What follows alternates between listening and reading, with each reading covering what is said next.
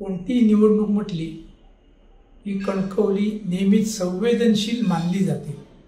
प्रत्यक्ष तसं नसलं तरी जगाचा एक असा अनुभव आहे की कणकवलीत निवडणूक म्हणजे कणकवली संवेदनशील आणि बरंच काहीतरी माल मसाला मिळणार, परंतु वस्तुस्थिती अशी नसते।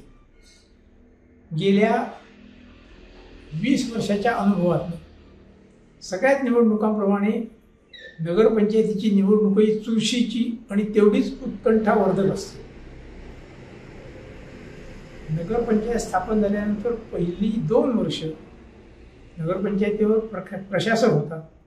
त्यानंतर पहिल्या निवडणुकीमध्ये संदेश पारकर हे थेट जनतेतून निवडून आलेले पहिले नगराध्यक्ष झाले। त्यांचा 5 वर्षाचा कालावधी झाला आणि त्यानंतर गेल्या 20 वर्षाच्या कालावधीमध्ये 6 वेगवेगळे नगराध्यक्ष त्या खुर्चीत बसून गेले। प्रत्येकाने आपापल्या परीनं गावाच्या सुधारणेसाठी चांगल्या प्रकारे योगदान दिलं, परंतु शेवटी निवडणुकीमध्ये जनतेच्या मनात जो काही कौल आहे हा कौल फार महत्त्वाचा असतो आणि तो कौल जर विचारात घ्यायचा असला आपल्याला तर इतर कशाहीपेक्षा सध्याची राजकीय परिस्थिती जी आहे त्याचा प्रामुख्याने विचार करावा लागेल। मागची निवडणूक झाली त्यावेळी समीर नलावडे नगराध्यक्ष म्हणून निवडून आले होते आणि भाजपच्या कमळ निशाणीवर संदेश पारकरनी नगराध्यक्षपदाची निवडणूक लढवली होती। 34 मतांनी त्यांचा पराभव झाला होता। त्या निवडणुकीच्या वेळेला ज्या काही खेळी संदेश पारकरांकडनं केल्या गेल्या, ज्या त्यांना फायदेशीर ठरतील असं त्यांचा अंदाज होता, परंतु त्या तशा न ठरता त्या त्यांना नुकसानकारक ठरल्या आणि त्यांचा 34 मतांनी पराभव झाला। गेल्या 7 ते 7.5 वर्षाच्या कालावधीमध्ये वेगळ्या पद्धतीनं त्यांनी आपली बांधणी केलेली आहे, परंतु आता त्यांचा पक्षही बदललेला आहे।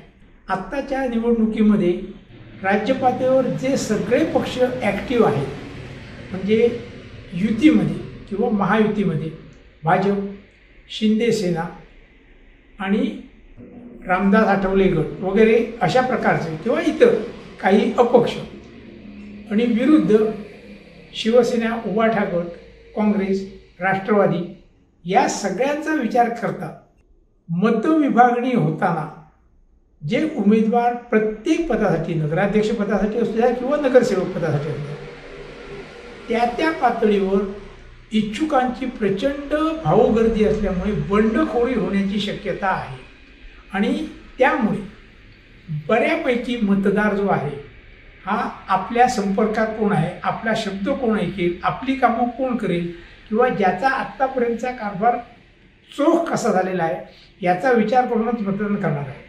परंतु हे जे इच्छुक लोक आहेत हे इच्छुक लोक किती काड्या करतील, किती खाटा घालण्याचा प्रयत्न करतील, कारण काय प्रत्येकाला अपेक्षा आहे मला तिकीट मिळालं पाहिजे, परंतु नगरपंचायतीमध्ये 17 नगरसेवक आणि 1 नगराध्यक्ष एवढ्यालाच निवडून द्यायचं आहे आणि आघाडीमधले 3 घटक पक्ष त्यामध्ये आता वाढलेला मनसेचा जरी जोर कणकवलीमध्ये तसा विशेष नसला तरीही तो एक घटक आहे आणि युतीमधले 3 घटक पक्ष या 6 घटक पक्षांकडनं प्रत्येक पदासाठी 6 इच्छुक उमेदवार जर धरले तर ही निवडणूक फारच उत्कंठावर्धक आणि अटीतटीची होणार आहे।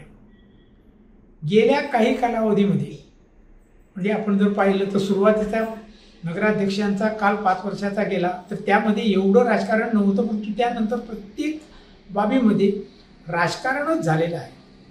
आत्ताच्या घडीला भाजपची परिस्थिती या ठिकाणी पुष्कळच स्ट्रॉंग वाटत असली तरी त्यांनाही अंतर्गत बंडखोरीनं ग्रासलं जाण्याची शक्यता आहे। वरवर प्रत्येकजण मी भाजपशी संबंधित आहे, मी अमुक नेत्यांशी संबंधित आहे, मलाच तिकीट मिळणार आहे, मलाच पाठिंबा आहे असं जरी असलं तरी त्यांच्या काही गोष्टी ज्या आहेत ज्या त्यांच्या वरिष्ठांना आणि निवड मंडळाला खटकणाऱ्या आहेत, त्यामुळे काही जणांचा पत्ता तिकिटातच कट होण्याची शक्यता आहे आणि त्यामुळे तिथं सर्वात जास्त इच्छुक असल्यामुळे सर्वात जास्त बंडखोरी होण्याचा प्रकार तिथं होईल। मध्यंतरी शहर विकास आघाडी अशी स्थापन करून भाजपला शह देण्यासाठी प्रयत्न करावा अशी एक टूम निघालेली होती। या टूममध्ये राजन तेलींच्या पुढाकाराने किंवा सतीश सावंतांच्या पुढाकाराने, म्हणजे राजन तेली हल्लीच उभाटा शिवसेनेमध्ये गेलेले आहेत, सतीश सावंत मूळपासूनच तिथे आहेत, यांच्या पुढाकाराने आणि अदृश्य शक्तीच्या माध्यमातून शिंदे सेना अधिक शिंदे सेना अधिक उभाटा सेना अधिक राष्ट्रवादी अजित पवार अधिक काँग्रेस अशा प्रकारे एक वेगळी शहर आघाडी, म्हणजे त्याला कुठल्याही पक्षाचं नाव न देता शहर आघाडी या नावाखाली निवडणूक लढवायची असा एक विचार पुढे आलेला होता. तो अद्यापही आहे. त्यामुळे कुठच्याही पक्षाचं नगराध्यक्षपदाचा उमेदवारच अद्याप जाहीर झालेला नाही किंवा तो चर्चेत आलेला नाही. वर पाहता संदेश पारकर विरुद्ध समीर नलावडे अशी नगराध्यक्षपदाची लढत होईल अशी शक्यता जरी गृहीत धरली तरी नगराध्यक्षपद हे सर्वसाधारण ओबीसीसाठी राखीव असल्यामुळे आणि गेली कित्येक वर्षे गणेश उर्फ बंडू हरणे यांनी नगरपंचायतीमध्ये अभ्यासपूर्ण कारभार केलेला असल्यामुळे त्यांच्या नावाचाही विचार होऊ शकतो. आणि तसं झालं तर भाकरी परतवणी हा एक प्रकार जो राजकारणात असतो त्याचा फायदा भाजप घेऊ पाहतोय काय याचाही विचार मतदारांना करावा लागेल. अर्थात कोणीही मतदार आपलं मत टाकताना त्याचा गेल्या 5 ते 7 वर्षाचा जो काय अनुभव आहे नगरपंचायतीचा त्याचा विचार करूनच मतदान करणार आहे. वरवर सगळेच राजकीय इच्छुक नेते मतदारांशी सलोख्याचा संबंध गेल्या काही दिवस साधण्याचा प्रयत्न करीत आहेत, परंतु त्यांचं हे वरवरचं वाटणं किती टिकेल हे मतदानानंतरच कळणार आहे. मतदानाच्या मध्ये प्रचंड प्रमाणावर पैशाची उलाढाल होती, ती कुठेही नोंद नसते, परंतु ही उलाढाल होती आणि त्यामुळे कुठच्याही निवडणुकीप्रमाणे नगरपंचायतीचीही निवडणूक आर्थिकदृष्ट्या फार गंभीर झालेली आहे. या आर्थिक सक्षमतेमध्ये किती उमेदवार टिकतील आणि येतील याचाही विचार सर्व पक्षांना करायला लागणार आहे. पक्षांकडनं जर त्यांना फंडिंग झालं तरच काही उमेदवार जे लायक आहेत परंतु आर्थिकदृष्ट्या सक्षम नाहीत अशांना उमेदवारी मिळण्याची शक्यता आहे. आणि या सगळ्या पार्श्वभूमीवर जर विचार केला तर ही निवडणूक तशी सहज आणि सोपी राहिलेली नाही. शहराच्या काही भागामध्ये भाजपचं प्राबल्य असलं तरी बऱ्याचशा भागामध्ये उभाटा शिवसेनेच्या कार्यकर्त्यांचं जाळंही पसरलेलं आहे.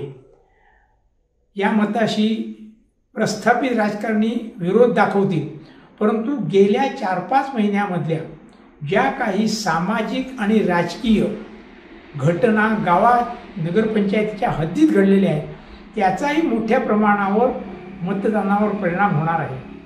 आर्थिकदृष्ट्या समाज सक्षम करण्यासाठी आणि आर्थिकदृष्ट्या तो घाट्यात जाऊ नये म्हणून ज्या काही गोष्टी केल्या गेल्यात जनतेला त्या पसंत नाहीत, कारण पर्याय त्याच्यासाठी उपलब्ध झालेले नाहीत किंवा पूर्वी केले गेले नाहीत.